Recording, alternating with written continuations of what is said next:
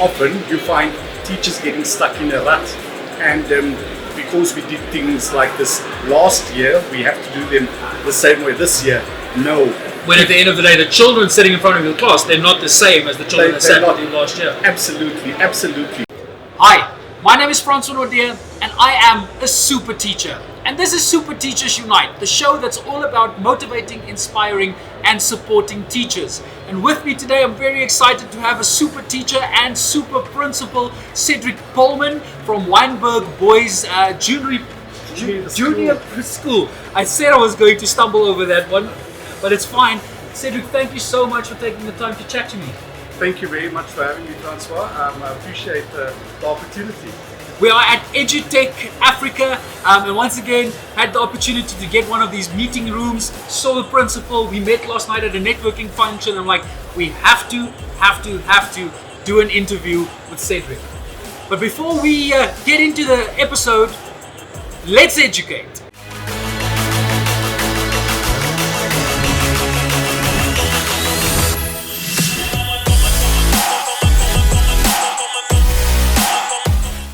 Cedric, thank you so much for availing yourself for this interview.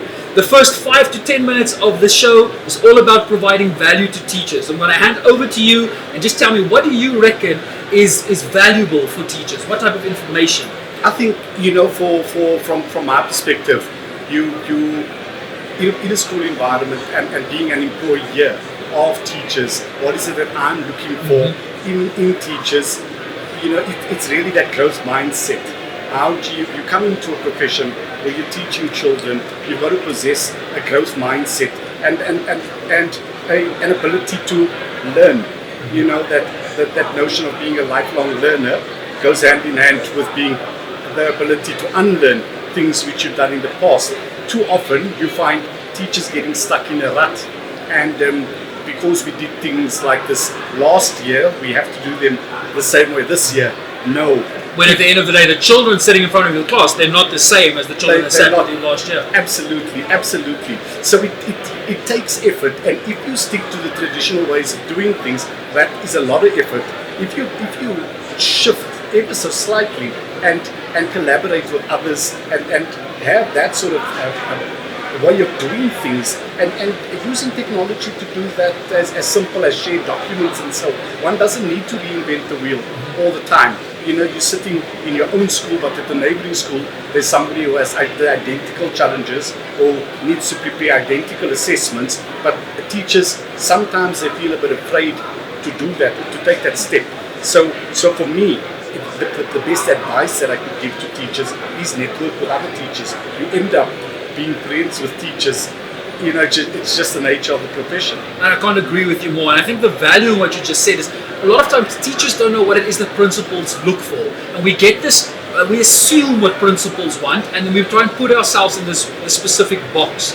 And I like what you said, that teachers are generally, when you teach, it can easily become an island. Yes. Being trapped in your classroom, just you and the learner. So yes. Collaborating with your colleagues frees you up and just gives you a lot more opportunities. Absolutely, and I've worked in many schools, and you try and change culture within institutions, but the most fear, teachers are absolutely terrified if they know there's going to be a lesson observation.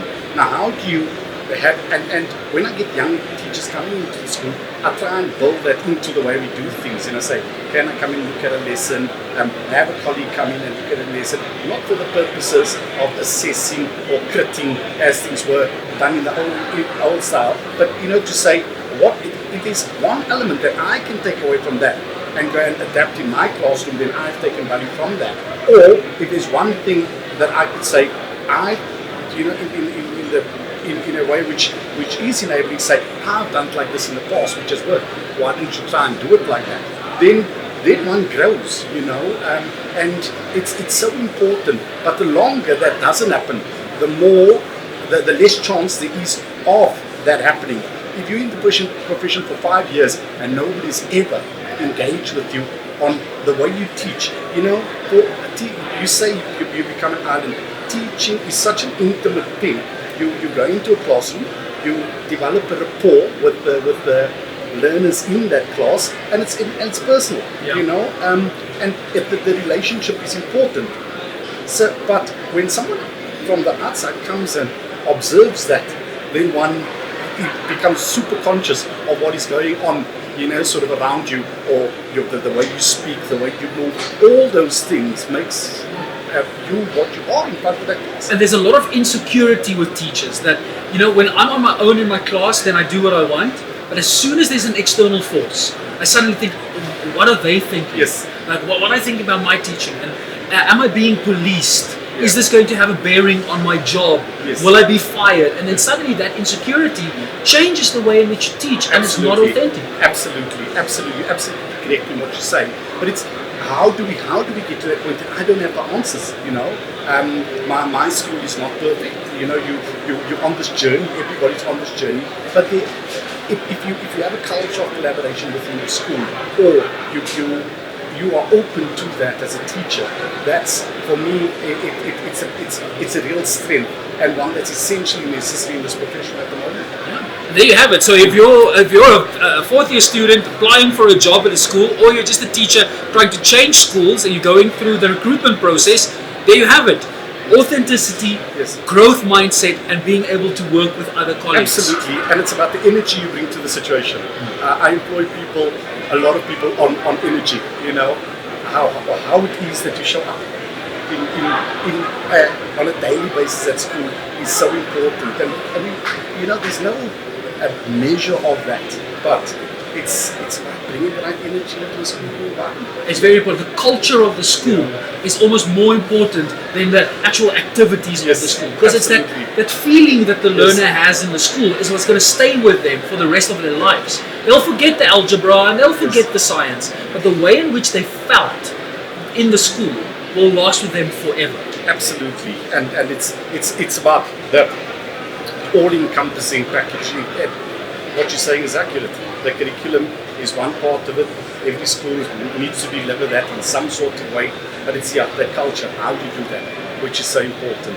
So I look at it this way, and I've heard it from someone else, but the culture of an institution is like the operating system Yes. of a computer. And there's different subjects and different activities that you do, that becomes the apps on top of the operating system. If the operating system is buggered, then none of the rest is going to I work. like that analogy. I'm going to use it. You're welcome to use it because it's not mine. Thank you. So Cedric, yesterday you said something very interesting. The Wynberg School is the second oldest school in the country. The second oldest boys' school in the country, yes. Second oldest boys' school in the country. So situated in Wynberg, an absolutely fascinating place. The only place in the country also where there are 4 schools with virtually, sort of adjoined to each other. So it's a boys' junior, girls' high, and Wynberg Boys' High. Okay. So, sort of collectively, a huge campus, and I've got 755 boys at my school. We do a lot of things collaboratively with the other 4 schools jointly do things collaboratively, and a lot of things between the boys' schools where we share common interests and that value system, culture, and that across both boys' schools. How old is the school now? 178 years old. 178. Continuously, the doors have been open continuously for 178 years. And that just doesn't happen on its own. What would you reckon is the success? What is the recipe of success for the school? I've been at Wynberg Boys for the past 5 years, and for me, it's been an eye-opening experience as well. I think the recipe for success of the school is its ability to have adapted to and keep itself relevant in changing times. One can't change the past. Now, what the schools they call ex-Model C schools. All of those schools, if they haven't gone through transformative journeys at this point in our country's history, then they've got problems. Yeah, and I think Wynberg has done that very successfully. But going back even further than that, it has serviced different communities through different times, in its history, and been able to adapt effectively to do that. So if there was something that is, I would call one thing that stands out for me, what I've experienced, is the fondness at which all those who have gone through the school speak of the school. Very strong culture of old boys and like from alumni who pass through the schools, and there's something that resonates deeply with them about the school, to the point that one is hosting people who matriculated in the 40s and we go to events and there'll be old boys from the 1950s, so it's a long time, and they still come back. So there is something in that. Very rich tradition, very rich culture. Absolutely. That's pulling through way after the lifetime that they spent in school. In school, yes. Which I think is amazing. And of course, you've got the most beautiful backdrop being in Cape Town, and you have the mountain that you can see from the school. Beautiful, from our office window. I can see that. That's amazing. Yeah. So Cedric, tell us a bit more about yourself. Why did you decide to go into teaching? How did you become a principal?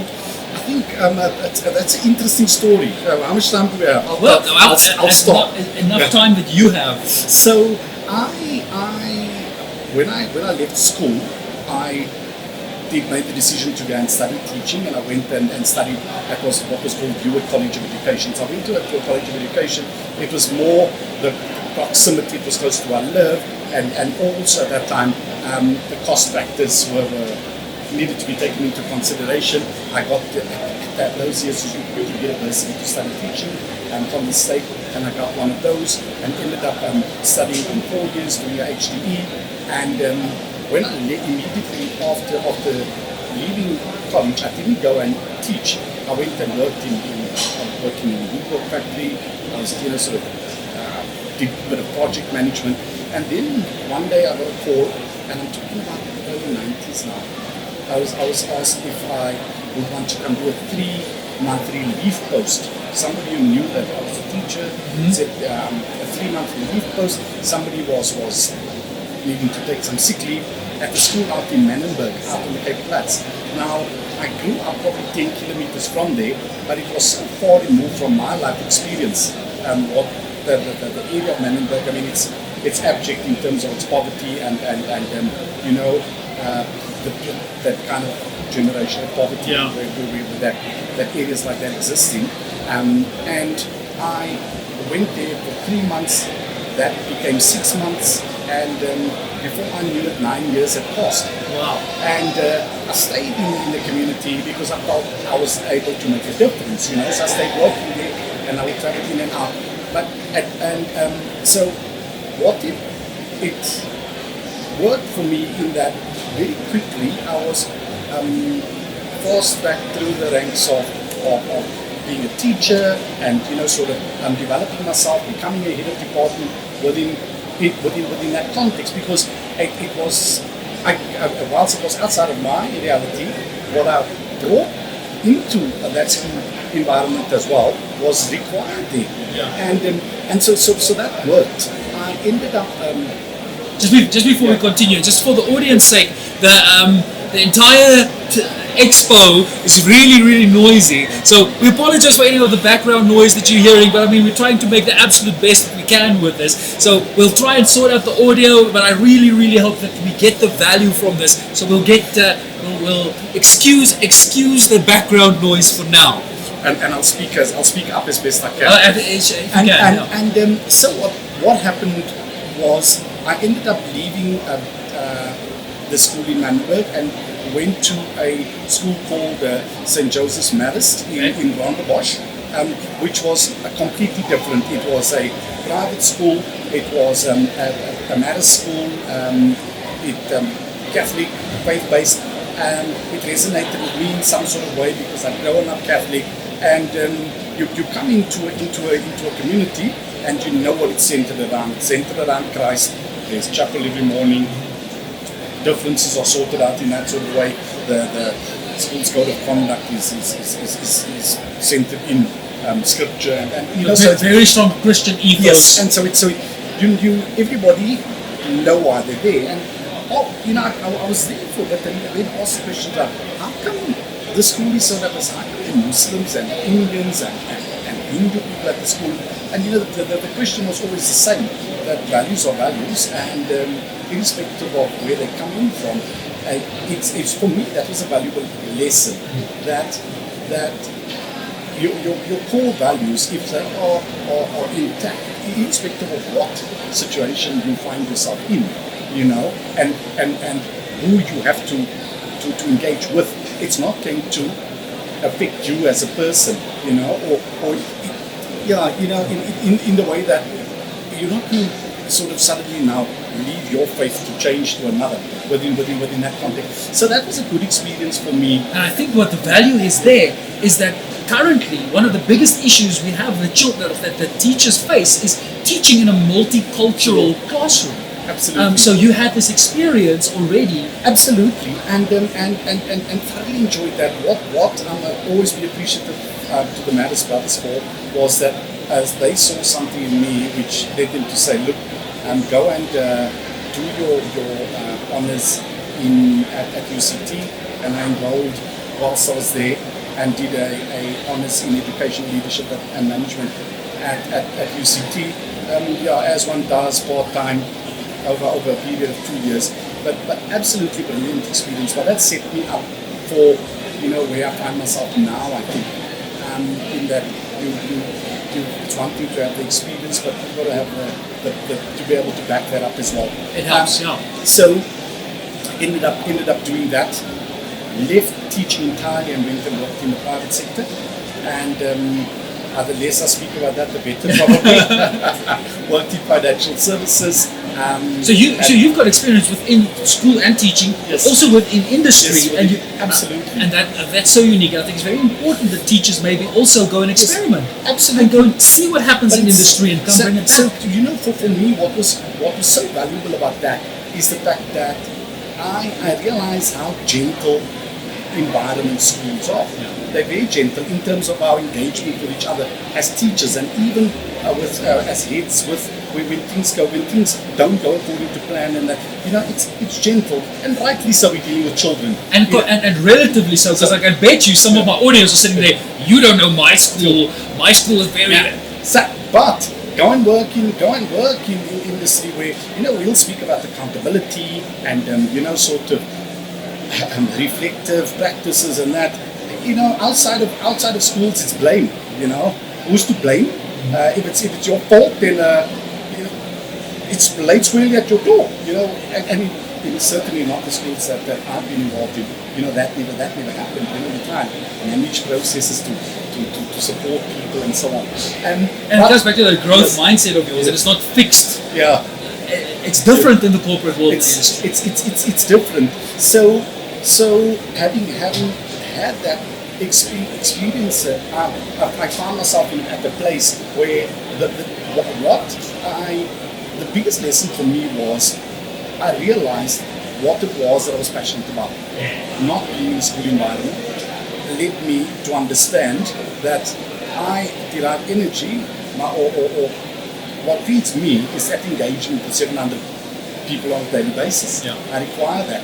Being in an office where there were only 5 people, just something didn't work for me. I just couldn't. It comes down to self-awareness. Yes, absolutely. You knowing your personality and what you need and gives you energy. Yes. But you also experimented by going out of the school system, seeing if working with the 5 people works or not. So that's self-awareness, and if every teacher knows what makes them happy and what fits with their personality, it just can go so much better with our teachers. Absolutely. And I ended up then being appointed into up said, my wife said, listen, you're not happy. You've got to find yourself in an educational space again. And I went and was appointed as the deputy at the Grove Primary in Claremont in Cape Town. Fascinating school as well, just in terms of the work that they do from one, a diversity perspective, but then also from a ways of learning, and every child's an individual, and being able to address that, and very, very supportive environment. Also one which I was allowed to grow in, which is eventually I left there and ended up being head at Weinberger. That was early 20 early, yeah, I started there in 2015 as head. But yes, so all the life experiences, you don't know how that cumulatively sets you up for where you're going to be. Did you ever think that you'll become principal? Was that like an aim for you? And no, I didn't. It wasn't an aim, but somewhere along the line, people saw that in me, and kind of put me on a path that got me there. Do you know? You say that, or you ask the question that you asked about. I had actually had difficulties with my own appointment as principal. Okay. In that there's this uncertainty, and I think all of us have it. So you think, well, is this real? What am I supposed to do? Am I doing the right thing? That imposter syndrome. Yes, absolutely, absolutely. You've got a term that absolutely. I genuinely found that, and for the first say 6 months of my appointment, I was a little bit like a deer in the headlights and just observing what was going on, and sort of at odds with myself, in the role, until I was told by someone, who congratulated me and said to me, just remember one thing, you didn't appoint yourself to this role, and you are representing a community, and people saw traits in you which they believe would represent them. So for me, that was so powerful. And it's going to be so powerful for all the other principals out there that's just newly appointed, that's wondering, am I doing it correct? Yes. Those insecurities that you have when you start a new position can be fatal. And knowing that, actually nobody's got it figured out. Absolutely. Everybody starts in that position not knowing, but they figure it out as they go on. And once again, growth mindset. And you know what? For me, in this role now, the having learned also, and probably everybody in the school knows this, but they if maybe let me try and articulate it. So schools are cyclical. What there will be a first day of the year next year. There will be a first day of the year the following year. There will be an end of term. There will be a prize giving. I always say it's being in a school is like watching the same movie every single year. It's just the actors that are different. That are different. But how do you? So what I'm trying to do is to implement the culture of review. Simple. Send out after, whether it be orientation day for new learners, send out a review document, which they asks what worked, what needs to be improved on. I've tried to implement the culture of review. After every event, send out a simple Google shared document feedback to all staff. So that's I say all staff, from the state staff to the secretaries, teachers, everyone can access it. What worked? What do we need to improve on? What new ideas do you have which you think we could implement in the future for this event? So, so it doesn't have to be the same movie. Do you know? So doing that, and what, while schools are cyclical, incrementally we've improved, because of that. And if you make that part of your culture, it's so important. So it seems like a simple thing. So you go, and every year you do it and you refine it, and so it takes the stress off of you as well. And it's in a school environment or any institutional organization, it's about having the right people on board. But if you have the right people who buy in and will feel able to work like that, and that the ideas are being heard, it is being implemented, and so if things don't go according to plan, we say, well, let's note it, and that's the point of departure on every occasion. So next year they'll go back to that document and say, that's our point of departure before we start planning anything. What worked really well? We want more of that. What new ideas are there? Those are the pitfalls. This is extremely valuable for all of the principals and all the leaders in schools out there. Thank you very much. We're going to jump into the final part of our episode. Sure. A few questions from my side. I call it quick fire questions, but it's not really quick fire because I know as soon as there's an answer that we elaborate on it. So let's see where this goes. But what is your superpower? Superpower.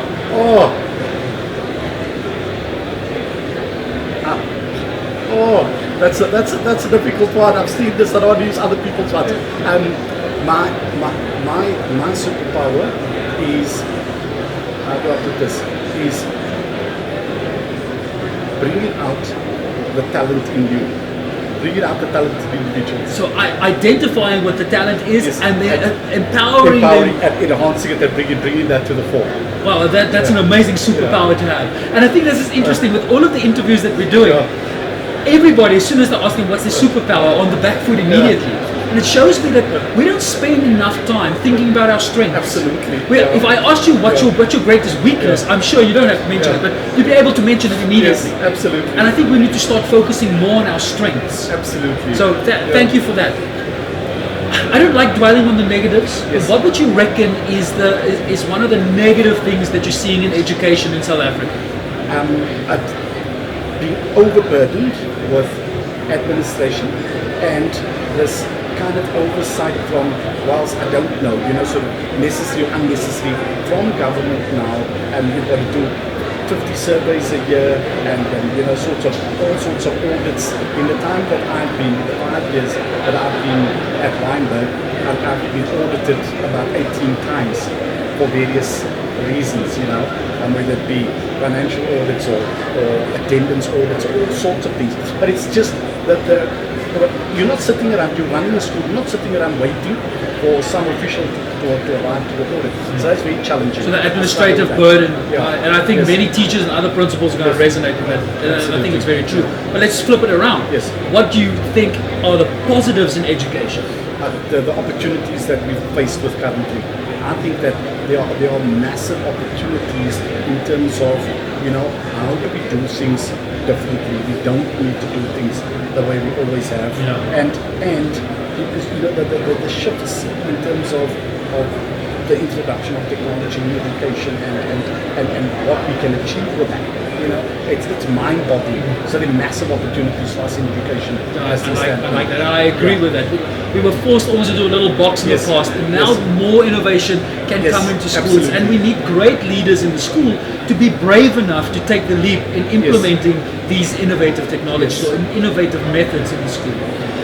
So the next one, you've got no financial constraints, you've got all the resources in the world at your disposal, and you are tasked to build a school and develop what you would think is an ideal school. Go for it.